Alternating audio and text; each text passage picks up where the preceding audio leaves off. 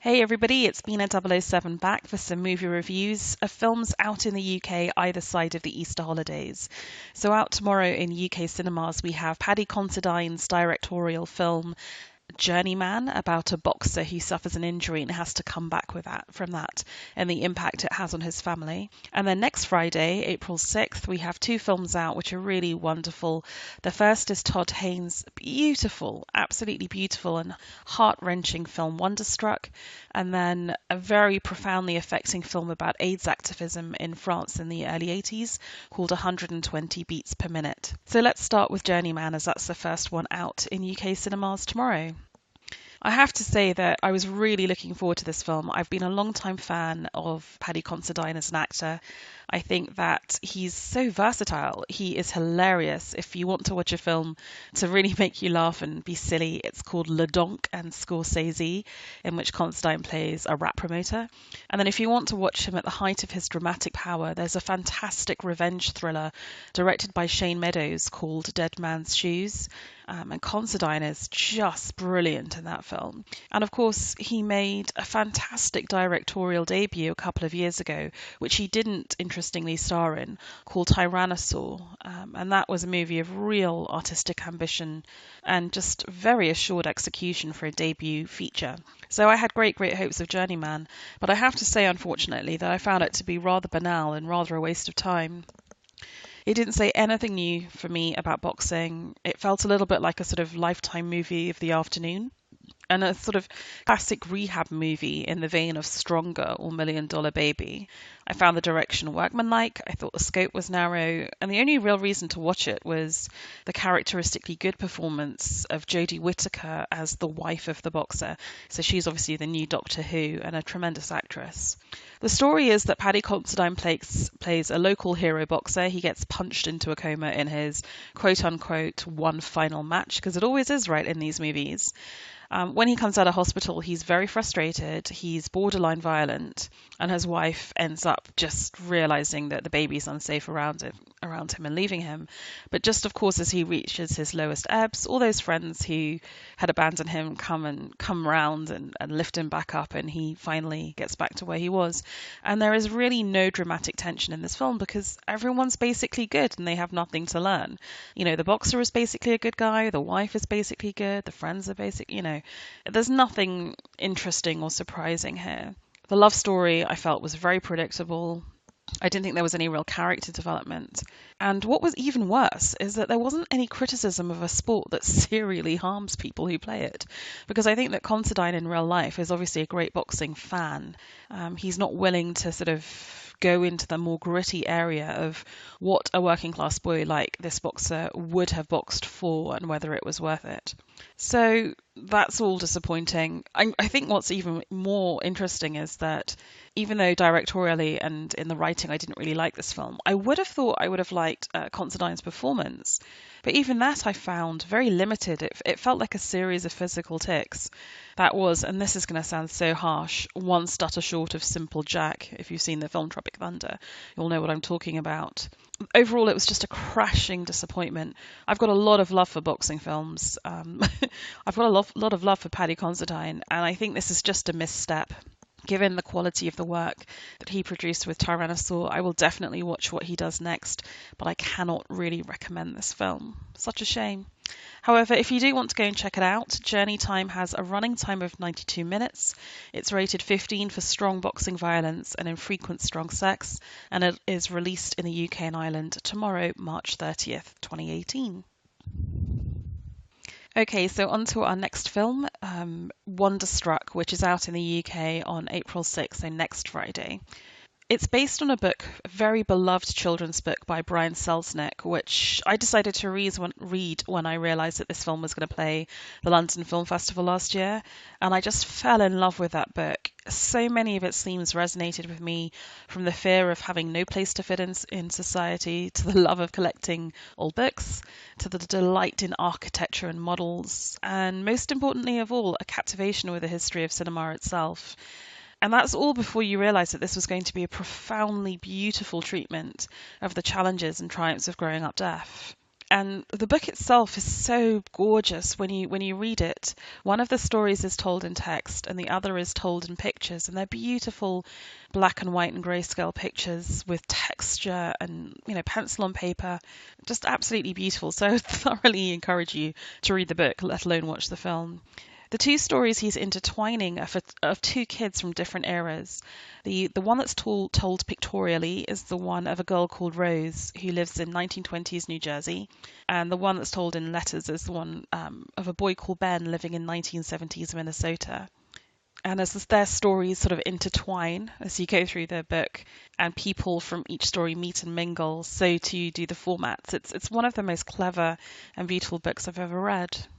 So when you think about bringing that kind of a book to the big screen, I guess author Todd Haynes isn't necessarily the person you think about, because he tends to deal with these very brilliant but conflicted stories of adult sexuality and being in the closet. But then again, you think, well, his films also deal with beautiful attention to detail in production design and costume. And he obviously, when you look at his Circean films, has a deep understanding and respect for film history. So actually, why not? Why not have Todd Haynes direct this? And that's what you get with this film. You get a film that has a director who's very assured in different eras and styles of cinema, who can give us a sort of black and white sound film without speaking. And you can have a man who's very confident in depicting the 1970s too. And in Rose's story, huge attention is paid to texture. The curl of her hair, the patterns on her clothes, the thick ribbing on her tights. And it really beautifully echoes the grainy drawings in the original book. And there's also, a brilliant depiction of the architecture of New York, and we see it in wonder through her eyes, which I found lovely. The actress who plays Rose, Millicent Simmons, is a talented deaf actress in her screen debut. She's absolutely captivating, and I really hope to see her in other parts in future. It'd be a shame if she slipped away from us. And then you get Ben's story set in the 70s, in which you feel Todd Haynes is probably more comfortable, given that that's his experience. It's pre-Giuliani New York. It's gritty. It's grimy. He uses contemporary music really well, as you'd imagine. And that is complemented again by Carter Burwell's score, which is really one of the most impressive things about the film, because it has this very hard job of uniting all the styles of the film in one cohesive whole. I think it does that superbly. What surprises me a little bit is that this film hasn't found a greater critical or commercial success. And I can see why some people might have struggled with it. It is patient and it's deliberate in how it unravels its story. The plot reveal depends on big events happening that, may feel too obvious. But I think it's beautifully done, and it's a really moving film, a melancholy film about loss and about finding your place in the world, triumphing over loneliness and forging one's own path. And I don't know, the final half hour had me in tears. I think if you're a real fan of this book, you won't be disappointed. And I think if you're a real cineast and have a fondness for how films are put together technically, you'll also really enjoy it. And this film just seems to me to be really relevant to our times. It's a bit like The Shape of Water. It's about misfits who struggle to fit in and yet find somehow camaraderie and true friendship. So I think that's a beautiful thing to be celebrated. And this is just a delicious visual and oral experience, and I can't recommend it enough. Wonderstruck has a running time of 117 minutes. It's rated PG. The movie opens in London on April 6th, and the UK indeed, not just London, although I suspect as an art house movie it's going to be a little bit hard to find. Okay, so that brings me to the final movie for this week's episode. It's called 120 BPM, or 120 beats per minute. It's the third of these films that I saw at the London Film Festival last year. It's an absolutely harrowing and beautifully constructed and acted story. It's just so good. But the problem is with 120 beats per minute is that there's about 90 minutes of this very moving love story, but it's surrounded by a very important but slightly less compelling and maybe overlong story about AIDS activism in 80s and early 90s Paris. So let's deal with the latter part first. I think we open up the movie and it's the weekly ACT UP Paris meeting. where an old hand is explaining the concept of the ACT UP action group and how the meetings work to new joiners. And this is really for the audience's benefit, and it's pretty heavy-handed, but frankly, I needed that. But I think the problem is we do get a lot of that intermittently all the way through the movie, the sort of Basil exposition of why AIDS was so traumatic and tragic in the early 80s, and the fight for people who were infected to gain acceptance from society and frankly just to get the drugs they needed, and all of the bigotry and hypocrisy around the release of those drugs. And this was something that happened all over the world. I mean, ACT UP was big in the US and UK too, but this is showing it from the French perspective. And you get to see the importance of that movement. And I think in an age where young people in particular are ever more activist, and we think of that as a new thing, and I'm all in favor of it. It's amazing to see, but I think it's important to honor those who took those risks in direct action in decades preceding us. And really, this is a fantastic film for showing that, even though those were the less compelling parts of the film for me. It was almost like I would rather watch a documentary about that separated out from the love story that's at the heart of 120 beats per minute. And despite the fact that I wasn't as compelled by that documentary aspect, this is still a movie worth watching because it's one of the most beautifully acted and genuinely affecting, rather than just sort of cheaply emotionally manipulative love stories that I've seen on screen for a long time. And moreover, how rare is it to get a homosexual love story that's really, really convincing and emotional and, just makes you cry. So that story is the story of a young boy called Sean. He catches HIV the first time he has sex. When we meet him, he's courageous, proud, active, and vital, and just charismatic. You can't take your eyes off him on screen. But as we move through this very long film, it's a 2-hour, 20-minute film, you see him just lose that vitality as he becomes more and more sick, as he gets full-blown AIDS. In that time, we also see him fall in love with Nathan. And Nathan, really turns to caring for Sean as his full-time job.